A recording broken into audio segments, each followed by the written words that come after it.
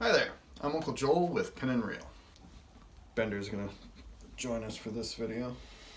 So over the years, I've only read a couple of Terry Pratchett novels. I read the first Discworld novel, and I've read Good Omens, where he teamed up with Neil Gaiman. So I kind of knew Terry Pratchett, not a lot, but enough to kind of have a feel for his writing style. So seeing another book in which Terry teamed up with another author, I was intrigued. I wasn't familiar with Stephen Baxter, but I knew the name and I'd seen his books on store shelves, and I was always a little bit intrigued by him, so I figured this seemed like a good pairing. I had seen The Long Earth a number of times over the years, but never really had the time to dive into it, as I had already accumulated probably hundreds of books that were just building up my back catalog and waiting to be read. I really didn't need to buy something new, especially something that was going to be an ongoing series.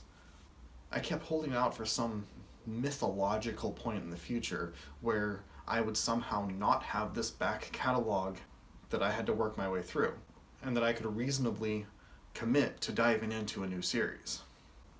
Fast forward a few years, and I'm living in England with no books to speak of.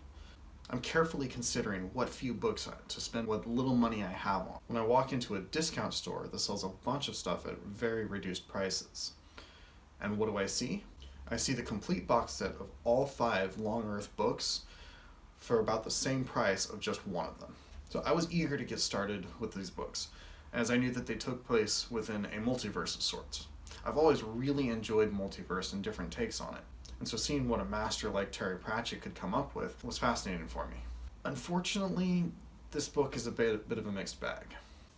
There are a lot of very interesting ideas and engaging elements, but there are also a ton of boring parts that just don't feel necessary and only serve to drag out the story.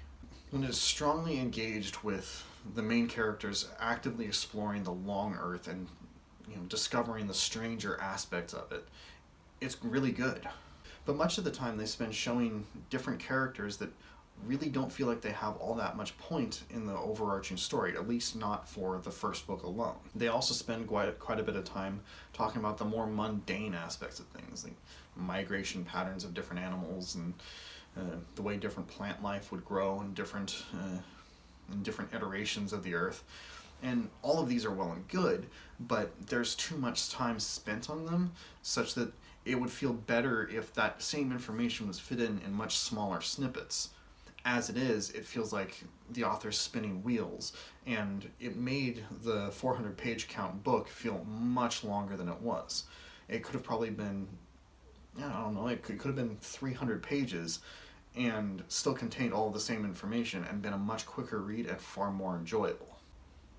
Now, my familiarity with Terry Pratchett is on the more comedic side.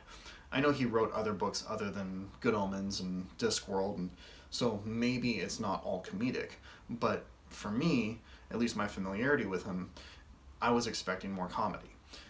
As it is, it read more like Terry Pratchett presented his core ideas, but had very little to do with the writing process. Now, I'm not familiar with Stephen Baxter's writing style, so I can't really comment on how well this lives up to him, but at least from my familiarity with Pratchett, it just did not feel like the author that I knew. Another problem the book has is purpose. So much of it is presented as this grand exploration, but a lot of it you don't really get down deep into the exploration. You just get travel time. Eventually there builds this sense that there is some specific destination that they are going to reach, but they're not really clear where it is or what exactly it is they're looking for, just that they know that this theoretical spot exists out there. And eventually they do reach this theoretical spot, but it doesn't provide much of a conclusion. It's like having a story built around the mystery of this missing person. And eventually you find out that the character died. And that's it. There's no telling of how he died, why, what the ramifications are, if there was a will, if he was murdered, if it was accidental, anything. It's just, oh, yeah, he's missing because he's dead. That's it, move on. And unfortunately, the first novel leads directly into book 2 as though there wasn't really an ending.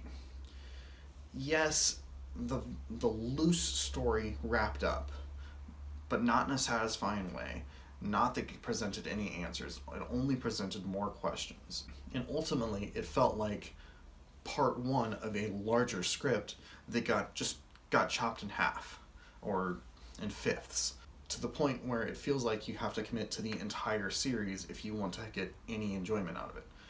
I don't know how it plays out as a series as a whole, as I've only read the first book as of this moment, but it does make me kind of wary of wanting to start the second book, as I feel like it's likely to have some of the same problems.